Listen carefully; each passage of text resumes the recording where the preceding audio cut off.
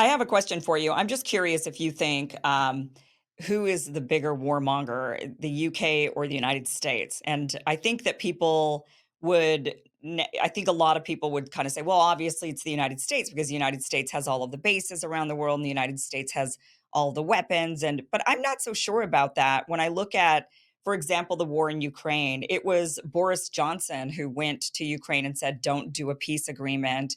It's been the British and really the Europeans in general, as the United States has has grown wary. The American people don't want to really continue funding this war. Members of Congress were starting to push back on this. There really had Americans had lost an appetite for keeping this war going, but it's been with great pressure from the Europeans, in particular, the Brits that kind of lead that charge in some ways that have kept us in this never ending, in this which is going to be a never ending war. So I'm curious who you think is it?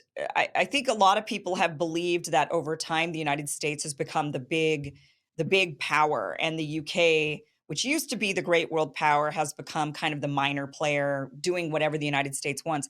But I don't know. Recently it's made me wonder the I'm just not so sure about that anymore. I kind of wonder if the United States just loves money and the military industrial complex loves to make a lot of money. And so the US with greed will just kind of go along with whatever plans there are, but the UK is still perhaps in love with power. I'm not and maybe they're the ones that are actually leading all of these wars that are on that side of the ocean. What are your thoughts on that? Oh yeah, I mean absolutely. Like I mean, you are pushing an open door with me to suggest this. I mean, I think that what's little understood, and this is what a point I keep trying to make in my journalism, is the fact that the US empire is effectively, in many ways, British steered, which is not to say that Britain controls the US, but most British governmental thinking or state thinking is structured around bouncing the Americans into doing their bidding and therefore maintaining Britain's great power delusions.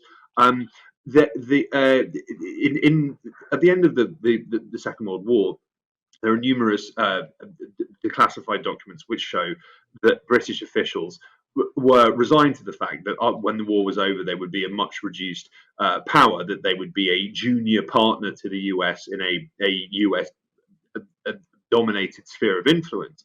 But it was felt that if they could effectively steer the US in directions of their choosing, that they could maintain their relevance. And so, I mean, the foundation of the Cold War was Winston Churchill traveling to Fulton, Missouri in 1947 and giving a fiery, incendiary speech talking about the Iron Curtain that has descended across Europe and talking about the need for the creation of a special relationship between the US and the British Commonwealth as it then was.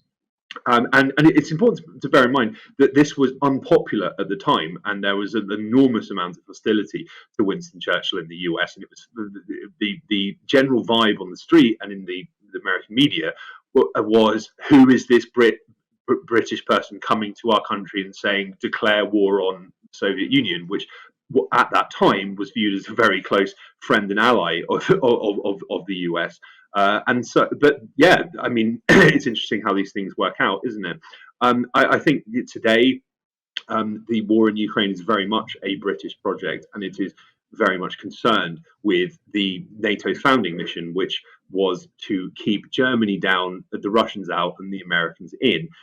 We have reported at the Grey Zone on leaked documents which show that British military intelligence officials are completely up in arms about Biden's quote unquote hesitancy.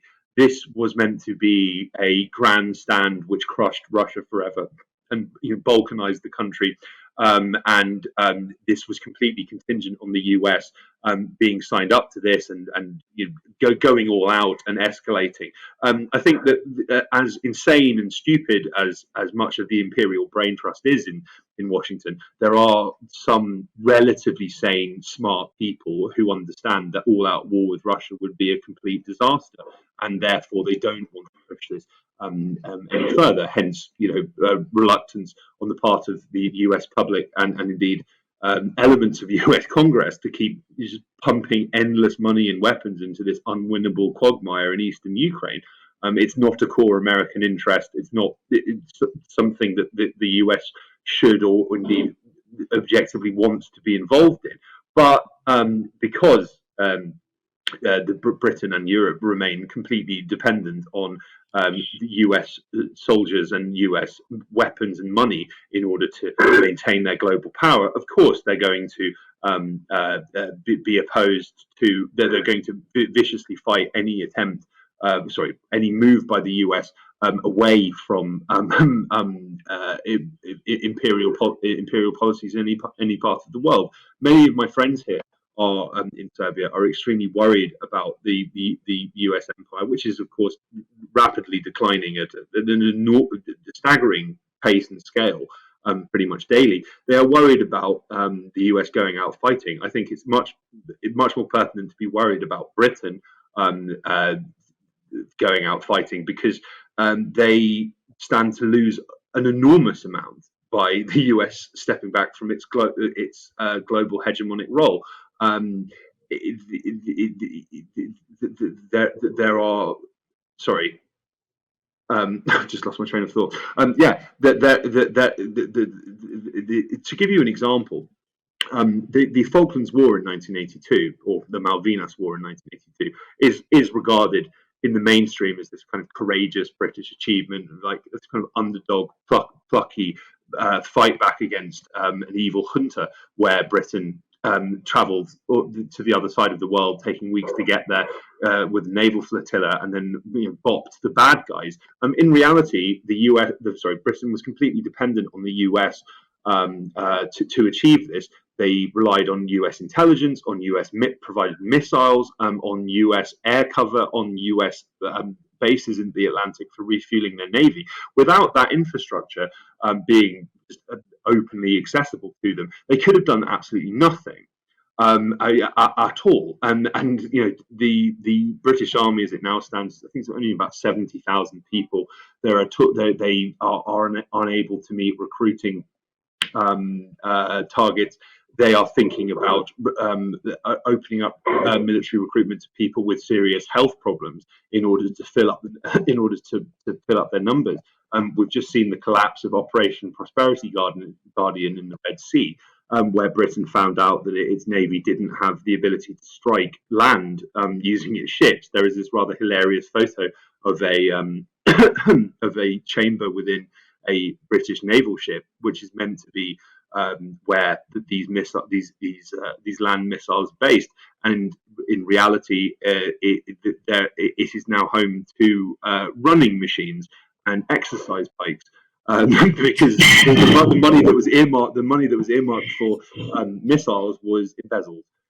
So Yeah. Well, it's very interesting that I think generationally we're seeing this shift happen. I mean, obviously, the United States, we don't fight wars over here. The wars are all in Europe. World War I, World War II, this war with Russia and Ukraine, everything's over there. And the Cold War, even that, it's against Russia and the nukes and whatever. It was really on your part of the world, and we're nestled over here in nice, safe, cozy between two oceans. And I think what's interesting is that. The generational shifts. I mean, you see the generations, Americans were willing to send Americans over to fight these wars. And they were willing to send Americans to fight these proxy wars even up through the 70s, with the Vietnam War. And then you see an appetite shift, a generational shift where it's like, okay, we don't want to be actually boots on the ground as much. I mean, we did it with, of course, Iraq and with Afghanistan, but not nearly as many troops. We're not sending gobs and gobs like we were previously. We're seeing this slow dwindling.